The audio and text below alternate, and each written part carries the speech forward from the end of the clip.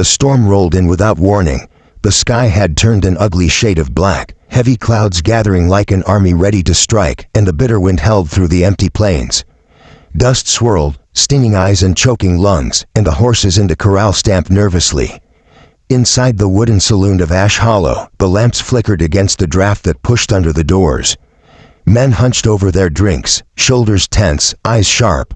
It was the kind of night that made even the bravest whisper, for they knew something unnatural was pressing in. At the corner table sat Samuel Coulter, a rancher known as much for his silence as his skill with a rifle. His broad frame filled the chair, but it was the stillness of him that unsettled others. He rarely spoke, and when he did, his words were clipped, hard as nails hammered into oak. Folks in town said he carried ghosts in his eyes, shadows that no fire could warm away. His coat, long and dark, hung heavy with the smell of leather and dust. He sat alone, a whiskey untouched before him, watching the storm claw its way through the night. That was when the door slammed open. The wind rushed in first, scattering cards from the poker table, snuffing out one lamp entirely. Then came the figure, small, soaked, trembling. A girl, no more than 16, with white eyes and a dress torn at the hem. Her hair clung wet to her face, and her lips were blue from the cold. She hesitated only a moment before darting inside, slamming the door against the storm's fury.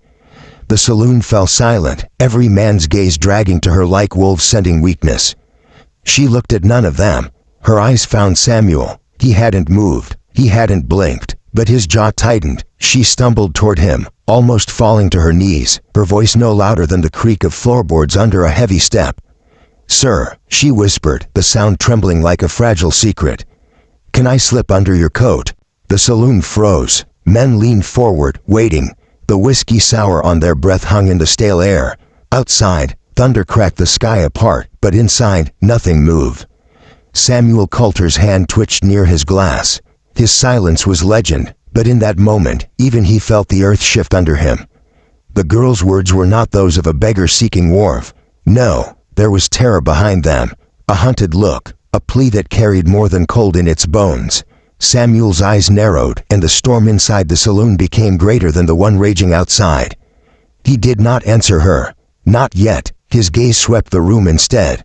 In the shadows, at the far end of the bar, 3 men rose slowly from their stools. Black dust coated their coats, and their spurs jingled sharp against the floorboards.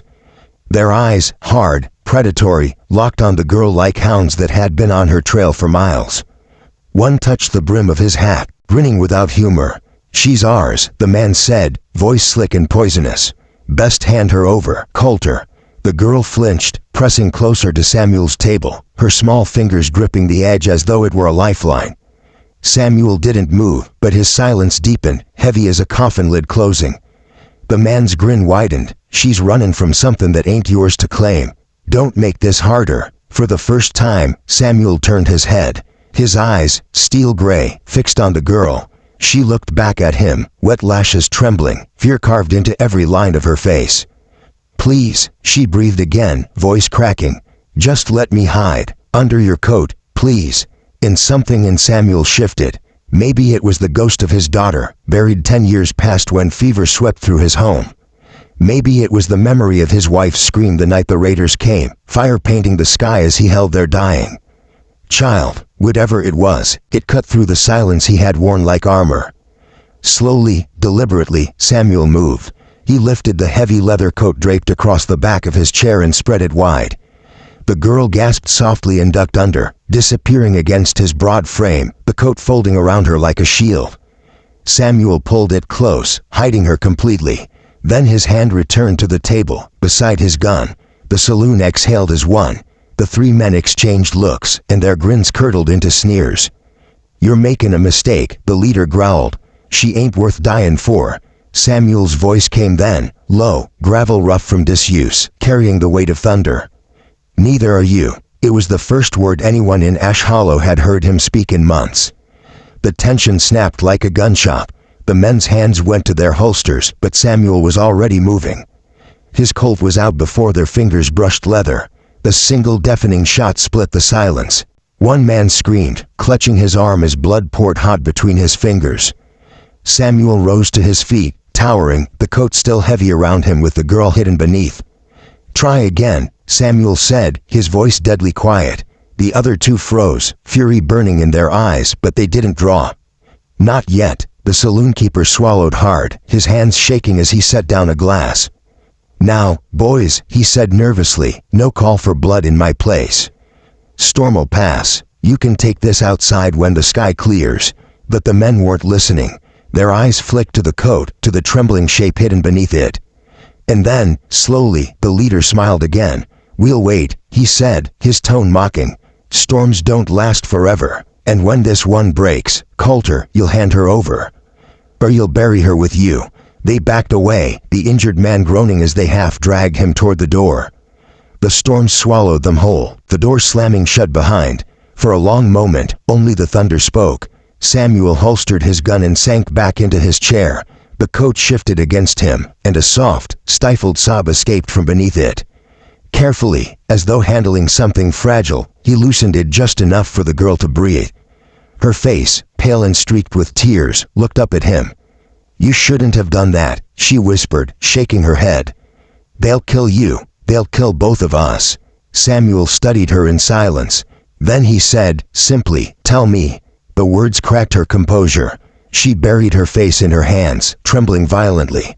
They killed my father," she choked. "He wouldn't sell our land. Said it was ours, said no outlaw could take it. They shot him in front of me. Said I was next if I didn't come with them. I ran. I've been running all night." Her sobs filled the space between thunderclaps. The rancher's eyes darkened. He knew those men, the Blackthorn gang, merciless, paid hounds who cleared land for whoever had gold enough to buy it. Samuel had crossed their path once, years ago, and his silence since had been born from that memory. Now the storm outside raged, but the storm inside Samuel Coulter was fiercer still. The girl's voice broke again, quieter now. "Why did you help me?" Samuel looked at her, his jaw hardening. The ghosts of his wife and daughter pressed close, whispering in the back of his mind. He could almost feel his little girl's hand in his, small and trusting, before fever stole her away. He couldn't save her, but this girl, finally, he said, "because no one saved mine." She stared at him, wide-eyed, as the saloon remained hushed around them. Outside, the wind began to die. The storm was ending, and Samuel knew the real storm was only just beginning. The outlaws would wait. They would circle, patient as wolves, until dawn. Crack the horizon, then they would come, and Samuel Coulter, the silent rancher, would have to decide whether to stand again in the fire or let the ghosts claim him for good. But when the girl's small hand gripped his sleeve, trembling yet fierce, he knew his choice had already been made. Dash, dash, dash. The night bled into morning. The storm passed, leaving mud and broken branches across the plains. The saloon's windows glowed faint with early light as Samuel stepped outside, the girl close behind him, still wrapped in his coat. The Blackthorn gang waited at the edge of town, horses restless, eyes hungry. Samuel's revolver hung heavy at his side. His silence stretched. Then he walked forward, slow, steady, the girl clutching the coat around her like armor. Each step echoed with ghosts. Each breath carried fire. And when the outlaws finally reached for their guns, the silent rancher moved with a fury the West had long forgotten. Gunsmoke, thunder, and vengeance answering the plea of a single trembling voice. "Sir, can I slip under your coat?"